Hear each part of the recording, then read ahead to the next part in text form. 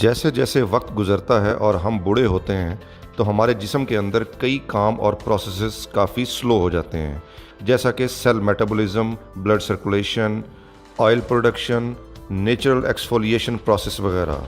और इसके नतीजे में हमारी रंगत ख़राब, डल और लूज़ हो जाती है और ओवरऑल जिल्द की ब्राइटनेस या ग्लो ख़राब हो जाती है।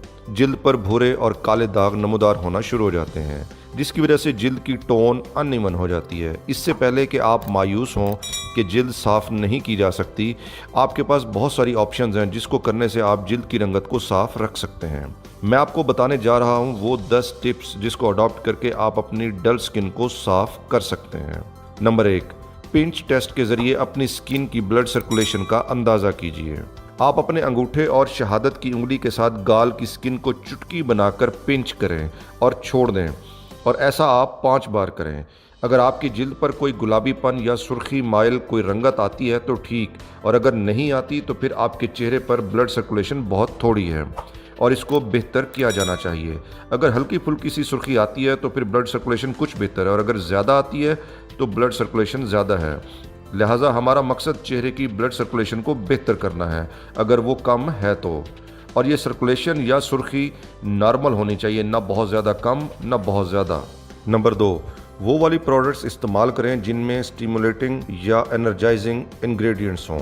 चूँकि उम्र बढ़ने के साथ साथ जिल्द की सप्लाई और ब्लड सर्कुलेशन कम हो जाती है, तो आपको वो वाली स्किन प्रोडक्ट्स इस्तेमाल करनी चाहिए जिनमें पेपरमिंट, विटामिन B12, नियासिनामाइड या जिंजर रूट एक्सट्रैक्ट हो। ये तमाम चीज़ें आपके चेहरे की ब्लड सर्कुलेशन को बढ़ाती हैं और चेहरे की रंगत को ग्लो करती हैं। जब ये प्रोडक्ट्स हम चेहरे पर लगाते हैं तो उनकी वजह से चेहरे की वेन्स डायलेट हो जाती हैं और उनमें ब्लड सर्कुलेशन बढ़ जाती है, और ज़्यादा ब्लड आने की वजह से ब्लड में मौजूद ज़्यादा ग़िज़ाई अज्जा चेहरे तक पहुँचते हैं। इसलिए ऐसी प्रोडक्ट्स का इस्तेमाल करें जिनमें ये वाले इंग्रेडिएंट्स हों, और कुछ ही अरसे के इस्तेमाल के बाद आप देखेंगे कि आपकी जिल्द अंदर से रेडिएट और ग्लो कर रही है। नंबर 3, किसी अच्छे से रेटिनॉल प्रोडक्ट्स का बाकायदा इस्तेमाल करें। आपकी जिल्द को स्मूथ या मुलायम रखने या उसकी टोन को इवन रखने में रेटिनॉल एक गेम चेंजर का किरदार अदा करता है। ये रेटिनॉल जिल्द के सेल्स का टर्नओवर बढ़ाता है और फ्रेशनेस और लाइट रिफ्लेक्टिंग सेल्स को जिल्द पर ठहरने का बायस बनता है, जिससे स्किन ग्लो करती है। नंबर 4, अच्छे क्लिंजर से रोज़ाना मुंह धोएं। रोज़ाना सुबह और रात को मुंह धोना आपकी चेहरे की जिल्द की सेहत के लिए बहुत ज़रूरी है, मगर आपको अपनी स्किन के लिए क्लिंजर की अच्छी किस्म का इंतखाब करना ज़रूरी है।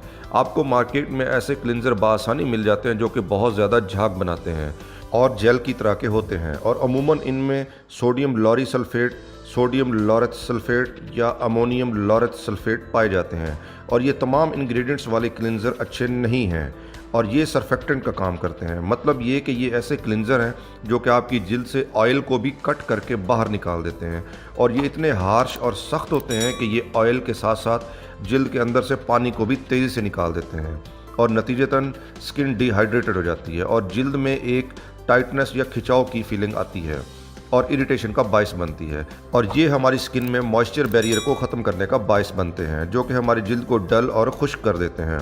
क्लिनजिंग के बारे में एक असूल याद रखें कि ज़्यादा झाग ज़्यादा खुश्की और कम झाग कम खुश्की होगी। इसलिए वो वाला क्लिनजर या फेस वॉश का इंतखाब करें जिस पर लिखा हो कि ये सरफेक्टेंट फ्री या सल्फेट फ्री हैं, और वो शैम्पू की तरह झाग ज़्यादा ना बनाते हों। नंबर 5, जिल्द के मॉइस्चर बैरियर को ठीक रखें। अगर आप चाहते हैं कि जिल्द ग्लोइंग हो तो फिर अपनी जिल्द को ड्राई ना होने दें, क्योंकि अगर स्किन ड्राई होगी तो स्किन में छोटे छोटे क्रैक्स पड़ जाएंगे और इन क्रैक्स में ऑयल और जिल्द का मॉइस्चर उड़ जाएगा और लाइट आपकी स्किन से रिफ्लेक्ट नहीं कर पाएगी और जिल्द पर ग्लो दिखाई नहीं देगा।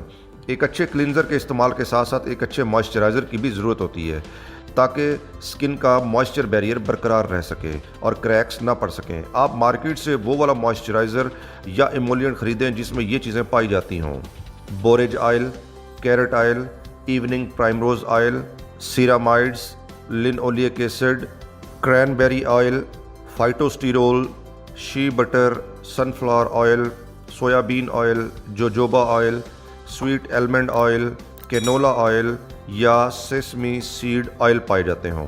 अगर आपके मॉइस्चराइज़र में इनमें कुछ अज्जा पाए जाते हैं तो फिर आपकी स्किन में ऑयल और पानी की मिकदार महफूज रहेगी, क्योंकि एक हाइड्रेटेड जिल्द ही सेहतमंद जिल्द होती है। नंबर 6, चेहरे पर ऑयल इस्तेमाल करें मगर ठीक तरीके से। ख़ासतौर पर सर्दियों में ह्यूमिडिटी कम और हवा खुश्क होती है जिससे स्किन का मॉइस्चर लेवल बहुत कम हो जाता है। अगर आप चाहते हैं कि आपकी जिल्द से मॉइस्चर या ऑयल ना उड़े तो आप अपनी नाइट क्रीम या मॉइस्चराइज़र स्किन पर लगाने के बाद कोई अच्छा सा ऑयल अपनी स्किन पर लगाएं। क्रीम के ऊपर ऑयल लगाने से आपके मॉइस्चर पर एक ख़ास किस्म का लॉक लग जाता है। क्रीम के ऊपर ऑयल लगाने की वजह यह है कि ऑयल के मॉलिक्यूल थोड़े बड़े साइज़ के होते हैं जबकि क्रीम के मॉलिक्यूल का साइज़ छोटा होता है। ऑयल के बड़े साइज़ की वजह से ये क्रीम के ऊपर एक सील या लॉक के तौर पर काम करता है और जो भी क्रीम, सीरम या टोनर आपने लगाया होता है तो वो हवा में उड़ता नहीं है या एवापोरेट नहीं होता और मुकम्मल जज्ब हो जाता है। नंबर 7, लंबे लंबे सांस लेने की प्रैक्टिस करें।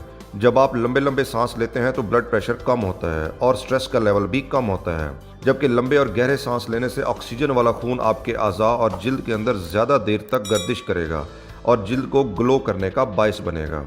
जबकि लंबे और गहरे सांस लेने का तरीका यह है कि आप आहिस्ता से लंबा सांस लें हत्ता कि आपके फेफड़े मुकम्मल ऑक्सीजन से भर जाएं और फिर 5 से 10 सेकंड के लिए सांस रोक के रखें और फिर आहिस्ता से सांस बाहर को निकालें। इस तरह कार्बन डाइऑक्साइड और फासिद मादे जिस्म से बाहर निकलेंगे और इस अमल को दिन में कई बार प्रैक्टिस करें।